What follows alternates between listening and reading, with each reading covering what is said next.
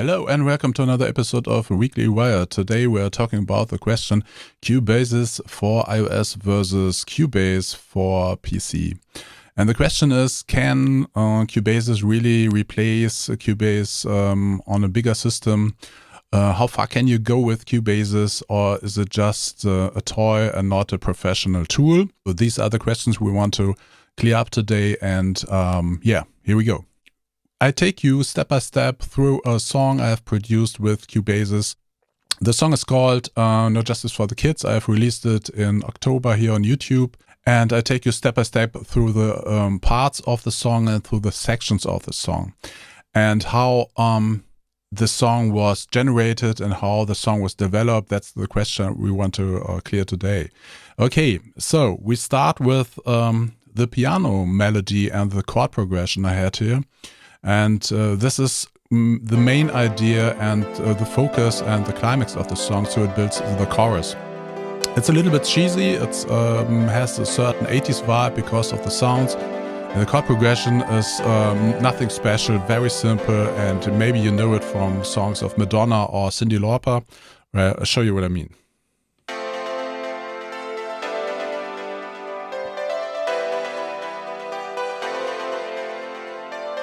So, we hear a lot of delay here.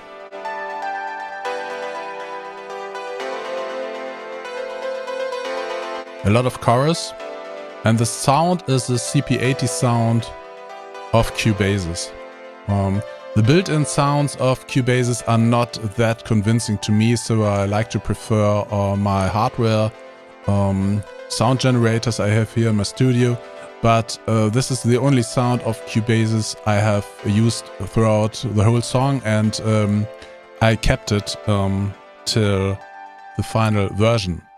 I'll show you how it looks like in the MIDI view. Here we have the chord progression that are just triads here, and we have a small melody on top of it. Very regular, nothing special, totally common in the 80s. And the effects I've used are, of course, a chorus. This is the chorus of very sleek interface, very simple. This is the chorus that is built in, the stock plugins of Cubasis. And, of course, the delay. The delay is a dotted eighth delay, which is quite typical for people like the Edge of U2, for example, and it gives you that certain rhythm and that certain vibe of the 80s, and this is what I want to create at that point. That's the main part of the whole song, and it would be the climax, it will be the chorus of the song. It's a little bit cheesy, so maybe a little bit too much, so we have to be a little bit careful so not to exaggerate it with all these emotions and epic sounds. But I think it's a cool idea, and yeah. So the next part, I need to develop this song because it should be a danceable song, is of course a beat, and for the beat I use a drum machine. And the drum machine is the TR6S by Roland. Here we go. So I've recorded it several times, and it's not a beat that is, or not a drum machine that is built in Cubasis, but it's hardware. And the trick here is to avoid the loop of getting boring, is that I have 4 bars without hi-hats and 4 bars with hi-hats. Here we go.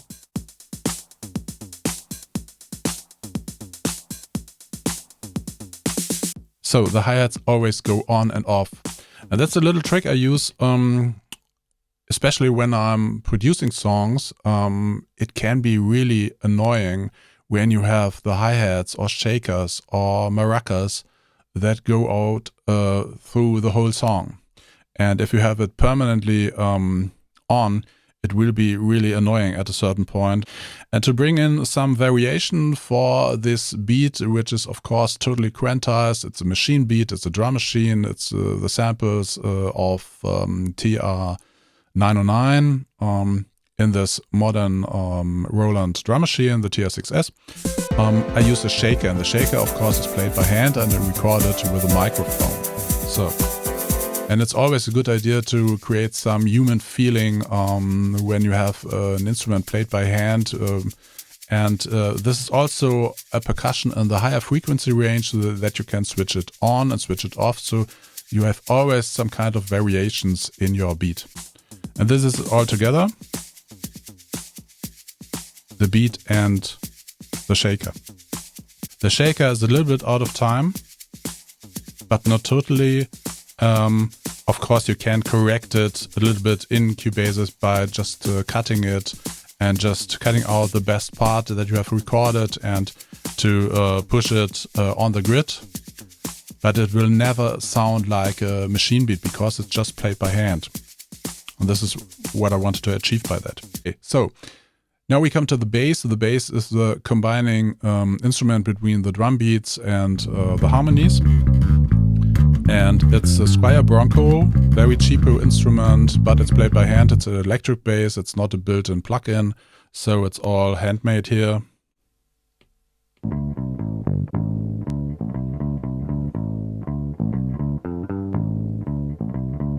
And I use the same bass line throughout the whole song.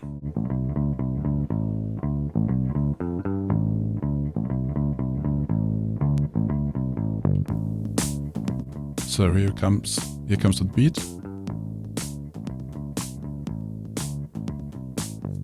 Here are the hi-hats.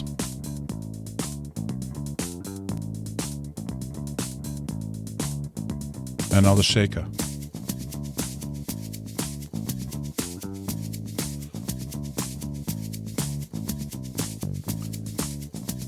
So now we check out if it works together with the chords.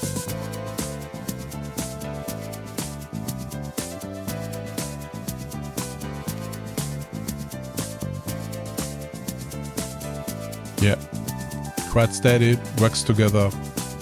Fine. Okay. Well, in my workflow, to find a vocal line is always a little bit complicated because I cannot just sit down in the evening and say I have 2 hours for working on a song and then I have a good idea for a vocal line. I have ideas for vocal lines over the day. So when I have an idea for the vocal line, it's not always in the evening when I have time for producing, but it's when I'm just taking a shower, when I'm on my bicycle, when I'm on my way to work. It's spread over the whole day, and so I have to find a way to catch this idea. And the iPad is, of course, is totally perfect for that because I have it always on or I have it always with me. I can just sing into my iPad. And this vocal part I have developed here for the chorus.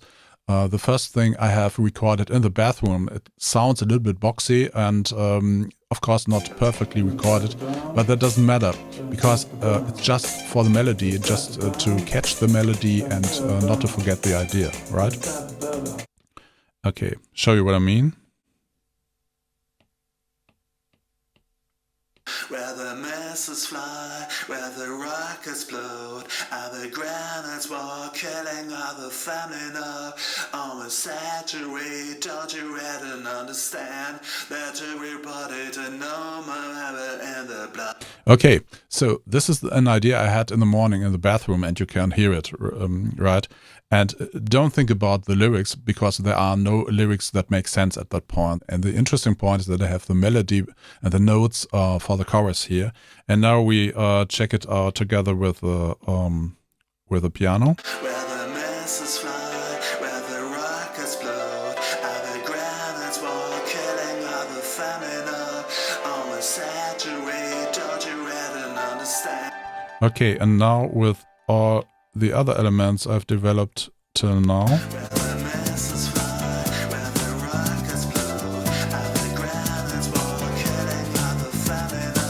Okay, so for me it works and I can say I have a first vocal idea here and then it goes on. And the next time I worked on my song was in the evening, and in the evening I used a proper microphone for the second part of the chorus vocals and they come here.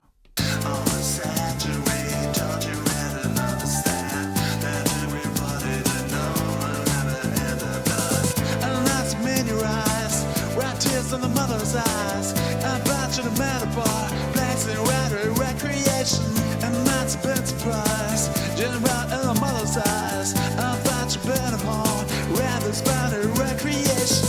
So for all the English native speakers here, don't be disturbed, because it really does not make sense at that point. They are nonsense lyrics, of course.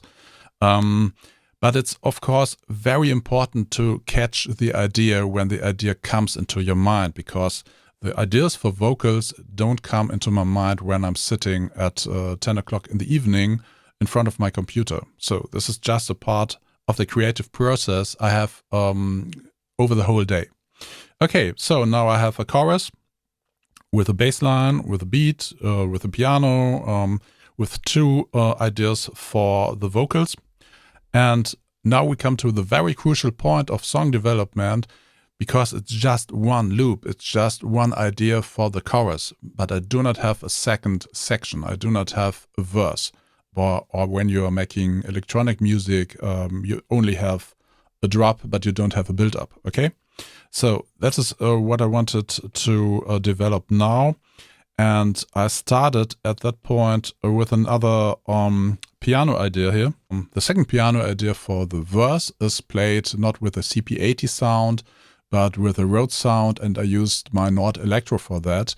And I just took my iPad and just recorded straight into the built-in microphone, so you hear some little strange noises here. Okay, show you what I mean.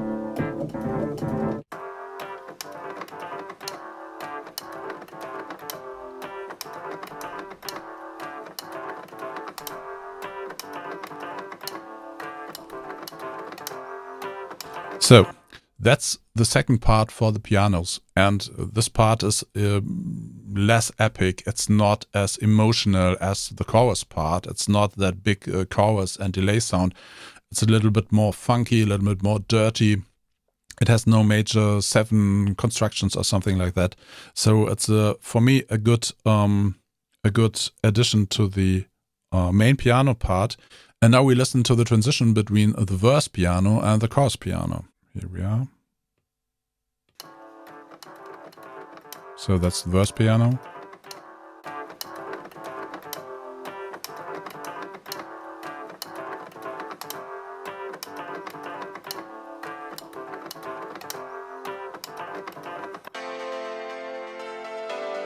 Okay, for me it works. And now we check the other way around. So that's the end of the chorus. And back again to the verse. Okay. So, for me, the most crucial point in songwriting is that I have different sections that work together. It's classical songwriting, like in pop music, where you have not only a verse and a chorus, but a pre-chorus, a solo, a C part, an intro, an outro. But here we have the absolute minimum, because otherwise we have only a chorus idea, and that's only one idea. And it's only one loop over 8 bars or 16 bars, but it is never a song. And now we have a second part or a second section, the verse, which helps us to create really a complete song, actually. Okay, now we come to the icing of the cake. I use in the verse, in addition to the electric piano, it's the Pizzicato sound of the Korg module sound plugin.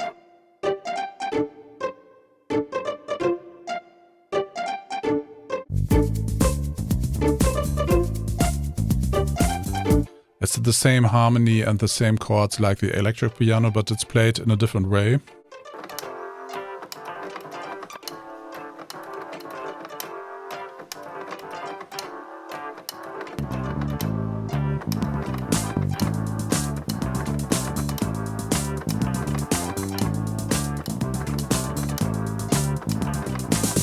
Okay, now of course we have to develop a verse vocal line, and I have 2 parts here. I have an A part and a B part. When the motors glow and the rockets fly and the daddies shoot, It's more spoken word. and the houses burn And I used the proper microphone for that. And now it's the second part. And the tears in the mother's eyes. Don't say it's a big surprise. Can't touch the good heart while killers feel that sweet sensation. And the tears in the mother's eyes run down on an endless cry. Shut down from former times when murders want to kill a nation. Okay, so I have a complete idea for the verse. And the icing of the cake for the chorus is I have 2 tracks for background vocals. Very cheesy, I would say. Very cheesy.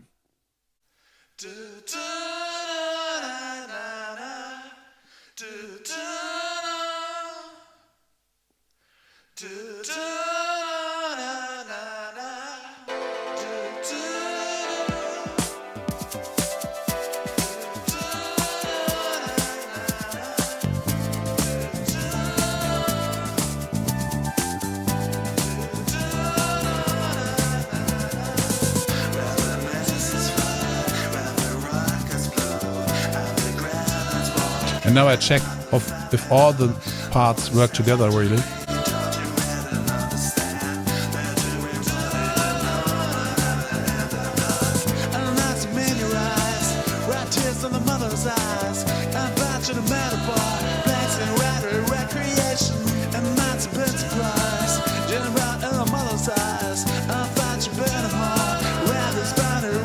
Okay, so now this is the whole sketch of a song in Cubasis. I have all the parts I need, and now I switch over to Cubase on PC because for an idea collection tool, for jamming, for rehearsals, for being creative, spontaneous recordings in the morning, in the bathroom, in the evening, in your sleeping room or whatever, it's totally perfect to have an iPad or you have an iPhone because you can use Cubasis on iPhone as well. I would say it's the total perfect songwriting tool here because you are not distracted by all the possibilities of a big DAW like Cubase or Logic or whatever. So you don't think about the effects and the mixing and so on. And it's important to separate these 2 stages, the creative stage where you have all the ideas and all the inspiration and all your feelings. And I would say it's the fun part actually. And then you have the second part of your work. It's mixing, mastering, making a final arrangement on a big screen, on a big monitor. That's something that's a little bit difficult to handle with just a pencil. So my workflow is to use Cubasis in the early stage when I'm collecting ideas, when I'm being creative and developing all the different parts. And then when I have all the parts together I need, I switch over to Cubase on PC where I have a big monitor where I can do all my mouse work, where I can do producing and, getting the frequencies right and doing all these micro edits with the mouse. So that, of course, is something that's a little bit hard to do on an iPad because I have just my pencil. I tried out mouse work on the iPad as well, but it's definitely not convincing if I compare it to mouse work on a PC. Okay, so that's part 1 of my documentary of my song recording and production process here. And now we are finished with the iPad and switch over to the PC. I hope you find it helpful somehow and to show you some details of the song production and creative process. If you want to watch the whole song and the whole video, you can do it right here. So the next video will be about the production process in Cubase on a PC when I switch over from the iPad to the PC. So I hope this video would be helpful for you, that you can decide what tool to use for your songwriting process. For me, it's the iPad, of course. And for the final stage of producing and finalizing, mastering it, and the final arrangement, it would be, of course, Cubase for the PC. Both software versions work very well together. It's my kind of workflow. So if you like my video, hit the like button and maybe the subscribe button. Thank you very much for watching. See you next time.